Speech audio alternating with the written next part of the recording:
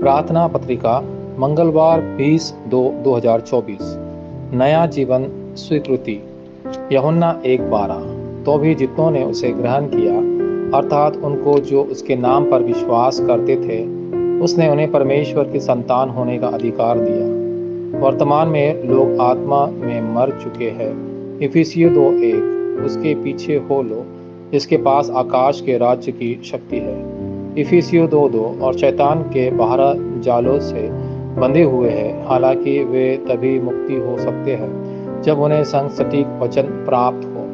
इसलिए परमेश्वर का वचन दिया गया है। जब उन्हें वचन में आश्वासन मिलेगा तो शाश्वत गारंटी सामने आ जाएगी। पतरस के लिए, जिसने कबूल किया कि यीशु ही मसीह है, यीशु ने कहा कि वह इस चट्टान पर अपना चर्च बनाएगा। मत्ती 16:16-20। पौल ने कहा कि कुछ भी हमें मसीह के प्रेम से अलग नहीं कर सकता। रोमियो 8:31-29। और यह भी कहा कि प्रेम शाश्वत है। रोमियो 16:25-27।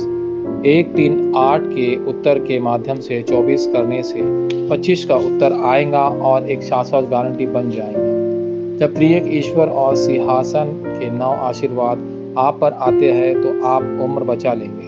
इसके अलावा जब यह शब्द आपके अंदर अंकित हो जाएगा तो आनंद आएगा।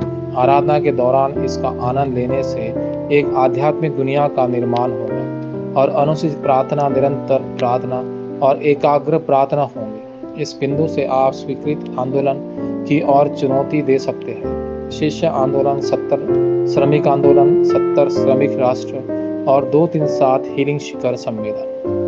पहला, जीवन वास करने वाले पवित्र आत्मा और पवित्र आत्मा का मार्गदर्शन। जब शब्द सही ढंग से अंकित होता है तो जीवन का स्रोत दिखाई देने लगते हैं। हालांकि क्योंकि यह जीवन उत्पत्ति 3 में खो गया था। उत्पत्ति 3:1-10। लोग इसे पुनः प्राप्त करने के लिए हर संभव प्रयास करते हैं। धर्म, अच्छे कर्म, दर्शन, विज्ञान और सिद्धांत। भले ही क्योंकि वे पाप और मृत्यु के कानून में फंस गए हैं, केवल जीवन की पवित्र आत्मा का कानून ही उनमें मुक्ति का संकल्प है।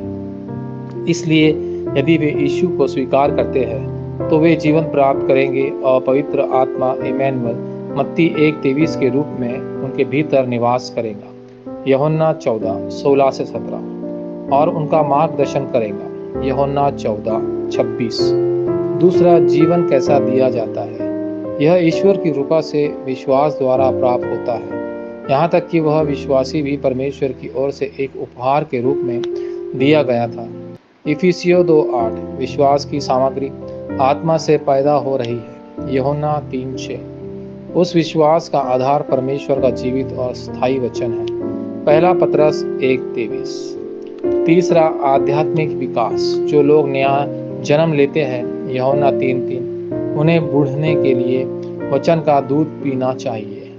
इसे लगाना पीने से वे उस स्थिति तक बढ़ जाएंगे यहाँ वे ठोस भोजन खा सकते हैं। इब्रानियों 5:14। सबूत सामने आएंगे और वे पृथ्वी की छोर तक के गवाह बनेंगे। प्रेरितों 1:8। चर्च में सदस्यों को दावे करने वाले लोगों के शब्दों से धोखा नहीं खाना चाहिए। इसके बजाय उन स्थितियों में उसने बस परमेश्वर की आवाज़ सुनने की ज़रूरत है। इसके अलावा उन्हें कितनी कृपा प्राप्त हुई है, इसके संबंध में वे चर्च के कार्य को अंजाम दे सकते हैं। इसके अलावा प्रार्थना के माध्यम से वे विश्व धर्म प्रचार के संबंधित चुनौती का सामना कर सकते हैं।